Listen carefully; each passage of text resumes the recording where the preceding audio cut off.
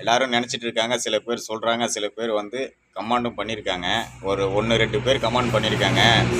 இவர் வந்து யூடியூப்பில் வீடியோ பண்ணி தான் அதில் உள்ள காசு வந்து தான் வந்து இவர் கடை வச்சிட்டாரு அப்படின்ற மாதிரிலாம். அதெல்லாம் தவறான கணக்கு, அதெல்லாம் தப்பான கணக்கு. யூடியூப் தரப்புலேருந்து இன்னும் ஒரு பைசா கூட நான் வந்து எடுக்கலை, வாங்கவும் இல்லை, இன்னும் வரவும் இல்லை. எல்லாம் கடனாக உடனாக வாங்கி தான் எல்லாம் பண்ணிகிட்ருக்கேன். இப்போவே ஏகப்பட்ட கடன் போயிடுச்சு. கடன் வாங்கி உடன் வாங்கி பண்ணிகிட்ருக்கேன். ஆனால் இன்னும் வந்து நம்மளது கடை வந்து ரீச் ஆகலை. கொஞ்சம் அவுட்டரில் வச்சுருக்கேன்.